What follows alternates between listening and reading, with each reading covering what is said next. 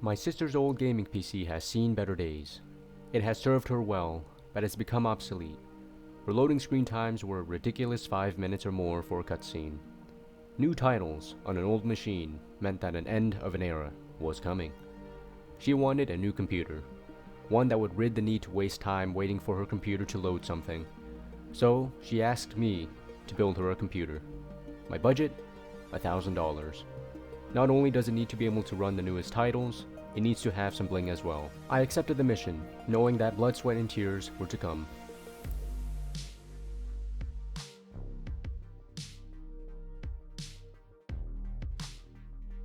To start off, I took a look at different components and compared them to select the best components to achieve my sister's criteria. My sister ordered the parts, and within a few days, the parts came in. Hello guys. Today we will be building my sister's gaming PC, and what we have is a B660M Asus motherboard, where the CPU, the graphics card, the RAM, everything, an M.2 drive would sit in. Now, the CPU that we will be using is a Core i5 12600KF. This CPU has 10 cores and up to 4.9 GHz of refresh rate. Now, originally I was going to choose the Core i5 12400F for our CPU to not bottleneck it with our GPU, which is a RX 6600 XT, but it was out of stock, and my sister wanted to get the components by the weekend so that I could build it with enough time. So I chose the Core i5 12600KF. Hey, I mean, it's not my money, it's just my time, though it still bugs me that there's still a sizable bottleneck. And if any of you are asking, a bottleneck is essentially when one component holds up the rest of the components. So it's essentially the slowest component slowing the entire computer down because all the other components are faster than it. Here we're just adding on the CPU fan backplate. This is to help mount on our radiator and cooler, which is around $30. It's not the most expensive CPU fan, but it gets the job done, and that's all we need.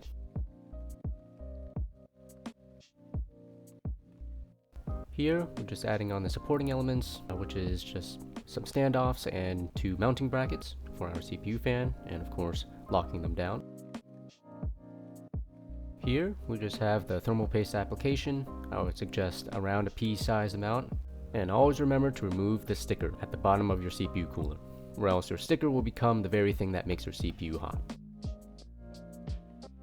And here, we're simply just screwing on the CPU cooler to our brackets. And finally, we crown our CPU radiator with our CPU fan. And next is the RAM installation. I actually got my sister to help out. And what I'm doing here is just rerouting the CPU fan cable, just so that it looks nice and snug and nothing is flying all over the place. And of course, after that, I just put it in the CPU fan header.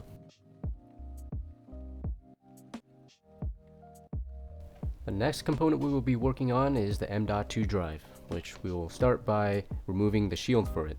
Here we have a 1TB M.2 drive, which has around 2200 megabytes per second write speed and 1600 megabytes per second read speed. And we are removing a sticker from the M.2 drive shield.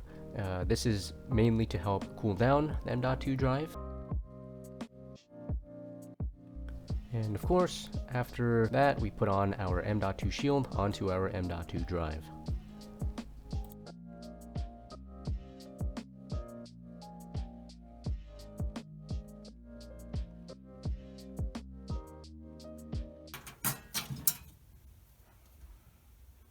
Alright, so I actually nicked myself in the middle finger of all fingers, because these I/O shields are kind of sharp.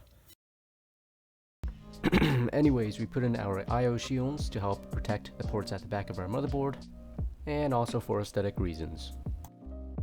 Finally, with everything except for the graphics card on the motherboard, we're able to screw it in. If you are putting in your motherboard, please try not to over-tighten your screws. To do this, turn your screws until you feel some resistance. Next up is our graphics card. After we remove the PCIe cover of the GPU, we're able to put it in.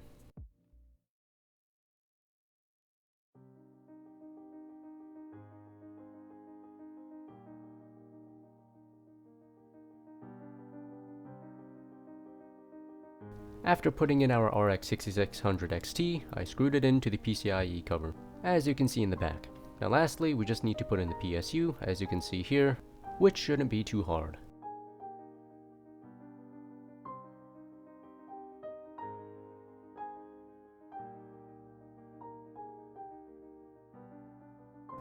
Now what I did here was separate the cables into 3 parts. One being the PSU cables, and the other being the case cables, and lastly the cables for the RGB fans, which you see up here. The power supply that I decided to choose was the Thermaltake GX2 600 watts power supply.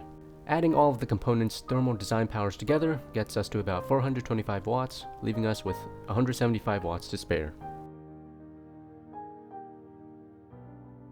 Now, I start connecting the power supply cable, starting with the CPU cable, then the GPU cable, and then lastly, the motherboard cable, which I should have done first because it was a python of a cable, and it would have been easier if I did it first. Next, I did some of the case cables, as in like the USB. I also decided to take out the HDD drive because we wanted more space in our case for the wires, and now I'm just basically doing cable management to actually make it look nice and able to be troubleshootable in the future.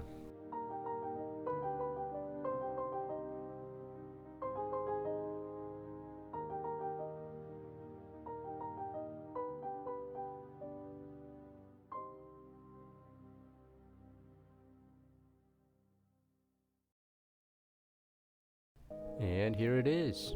I'd say I'm pretty proud of this cable management. I was able to separate the cables in multiple different categories. The case cables separated from the fan cables and the power supply cables, things like that. And I would say it looks quite nice. It took me quite a bit to do it though, but as with anything great, it would take some time. As you can see down here, we just tucked away some of the power supply cables, and here is the CPU power supply cable going up to that slot there, just enough distance, which is really good because it keeps things flat. After wiring everything in the back, the next step would be to close it up and set it up.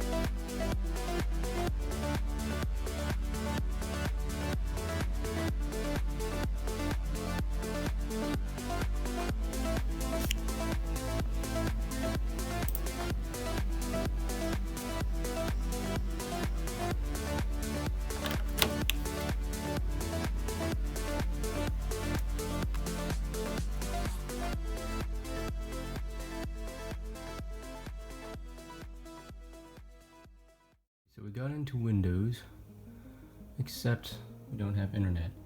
Looking at the Ethernet section on the manual, it says we will need an Intel 1GB Ethernet driver.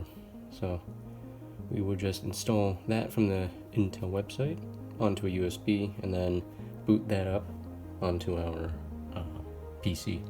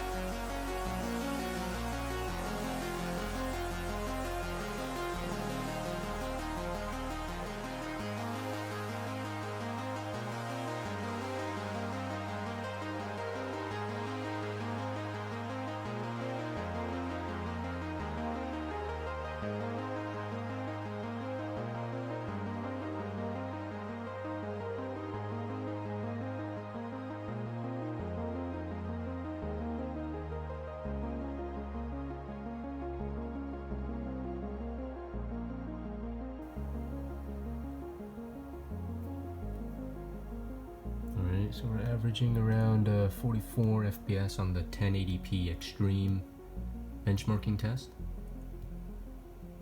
I mean, not bad. I mean, at least it looks like it's not a slideshow. And with a score of 5718, I'd say this graphics card is pretty good.